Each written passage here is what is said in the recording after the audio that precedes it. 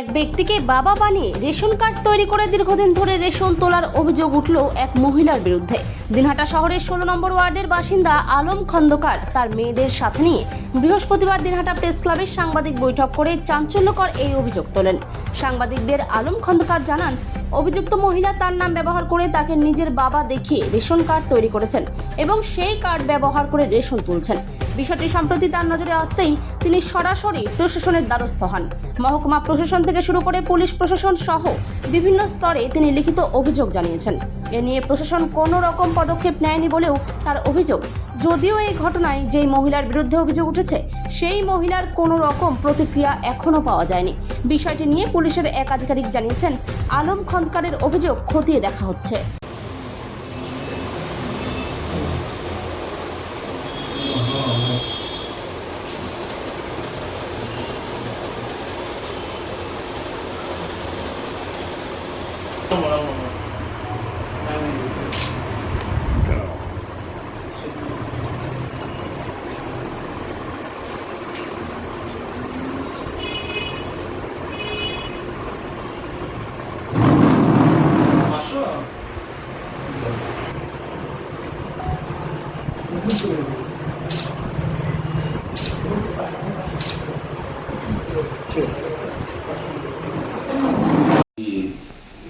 Apu Shah ration dealer, ওর দোকানে ওই মাল তুলি আনি খায়।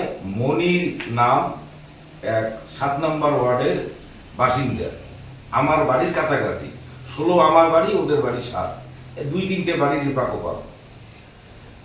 তারপরে আমি ওই সন্ধান জানার পরে আমি সঙ্গে সঙ্গে অফিসে যাই। অফিসে যাইয়া ফুড সাপ্লাই অফিসে জানাই। ফুড সাপ্লাই অফিস আমাকে সমস্ত কাগজ বাইর করে দেয়। দেওয়ার পরে আমি মহকুমার শাসক, এসডিওকে, ডিওমকে, এসপিকে সঙ্গে সঙ্গে তৎক্ষণে আমি জানাই ঘটনাটা। জানার পরে তারপরে আমাকে 41-এ কিছুদিন পরে 41-এ নোটিশ করে দিনহাটা টানবাবু। আমাকে নোটিশ করে, আমি 41-এ নোটিশে হাজিরা দেই। হাজিরা টোটাল জিনিসটা আমি টানবাবুকে জানাই। জানার পরে আমার ওই কোনো রকম আসামিদের ব্যবস্থা নেয় নাই, কোনো রকম ব্যবস্থা নেয় নাই, এসডিও এবং কেউ কোনো ব্যবস্থা নেয় নাই। তখন আমি দিনহাটা আদালতে আমি একটা মামলা করিয়ে দিনহাটা থানাতে পাঠিয়ে দিই আমার উকিলের পরামর্শে, এবং সেই মামলার এখনো কোনো অ্যাকশন হয় নাই।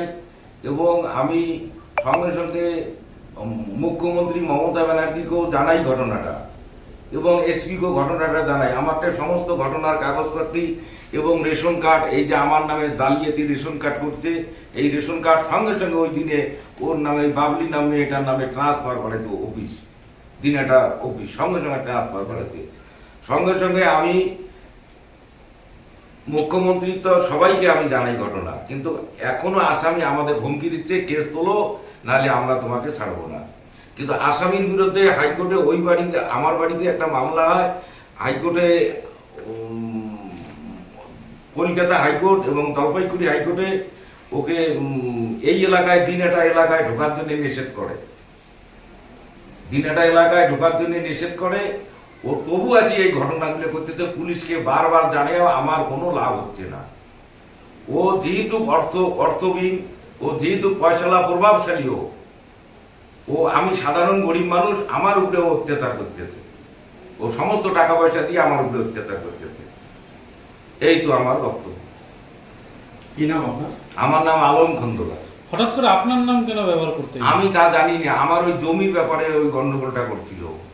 ওই আমার ওই জমি, ওই মেয়ের বাড়িতে যাই এই ঘটনাটা করছিল। মেয়ের বাড়িতে যাই ঘটনাটা করছিল। আপনার জমি কি ও কিনেছিল? না, আমারটা কোনো কওলাপাতি নেই নাই। আমার ডিওম এর রায়, এসডিও রায়, কোর্টের রায় সব আমার কাছে আছে। বুঝলাম, যে মহিলা বা যে মেয়ে আপনাকে বাবা বানিয়ে রেশন কার্ড বানিয়েছেন, আপনি অভিযোগ করছেন সেটা ভুয়ো কার্ড, সেই মহিলা কোথায় রয়েছে? আমি চিনি না, মহিলাকেও চিনি না, আমি কাউকে চিনি, মহিলাকে চিনি না। ওই নামের আপনি কাউকে জানেন না, আমি কোনো চিনি না। আমি তো পরে একটা পাই দিল্লির একটা সার্টিফিকেট, ওর নামে, সে আমি মুসলিম, ও হিন্দু। ওই ওখানে দিল্লির যে সার্টিফিকেটটা আছে, স্কুল সার্টিফিকেটটা, সেটা হচ্ছে ওই হিন্দু, আর আমি হইলাম মুসলিম। এই যে স্কুল সার্টিফিকেটটা, এই যে এরকম, ওটা সমস্ত কাগজ আমার দেওয়া আছে। প্রত্যেক কাগজের সাথে আমার কাগজ দেওয়া আছে, সব ডকুমেন্টস দেওয়া আছে। প্রত্যেকটা ডকুমেন্টস আমার দেওয়া আছে।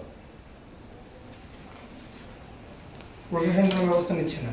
না, কোনো রকম ব্যবস্থা নিচ্ছেন। এই যে দিল্লির সার্টিফিকেট, এই যে দিল্লির সার্টিফিকেট।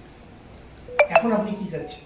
আমি চাচ্ছি কড়া হাতে ব্যবস্থা নেওয়ার জন্য প্রশাসনকে, কড়া হাতে প্রশাসন। এইচডিও কি করতেছে? এই এইচডিও অফিসের সাথে আমার বাড়ি। আপনার সন্তান কজন? আমার সন্তান হলো 4 মেয়ে 2 ছেলে। আর এইচডিও অফিস আর আমার বাড়ি বেশি দূর দিবে না, বোর্ডিং পাড়া আমাদের বাড়ি। আমি দরখাস্ত দিচ্ছি, 2 বার দরখাস্ত দিচ্ছি, কোনো এইচডিও কোনো অ্যাকশন নেয়নি। কেন গভর্নমেন্টের ফার্স্ট সাইড তুলি খাচ্ছে আর বাপকে ডুপ্লিকেট বানাচ্ছে?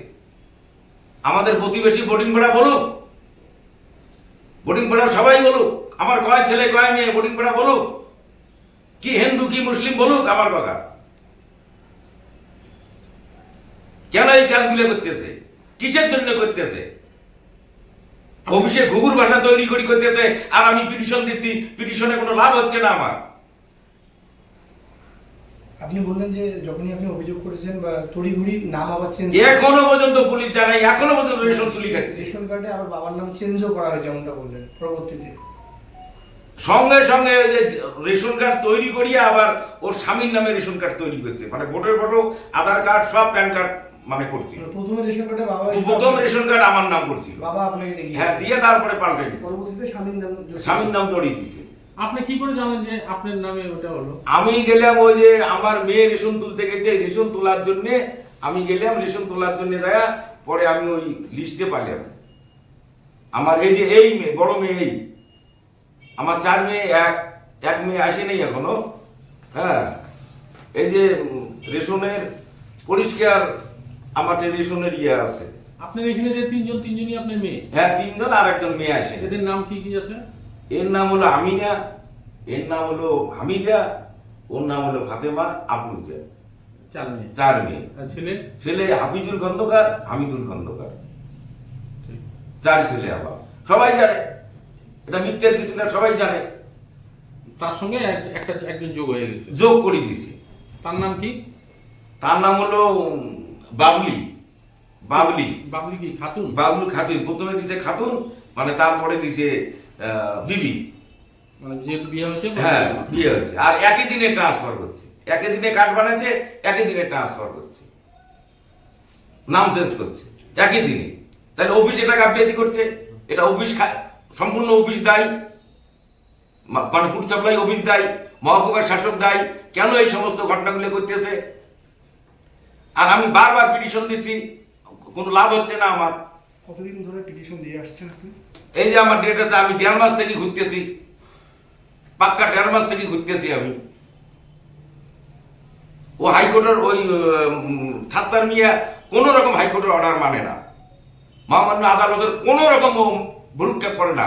যে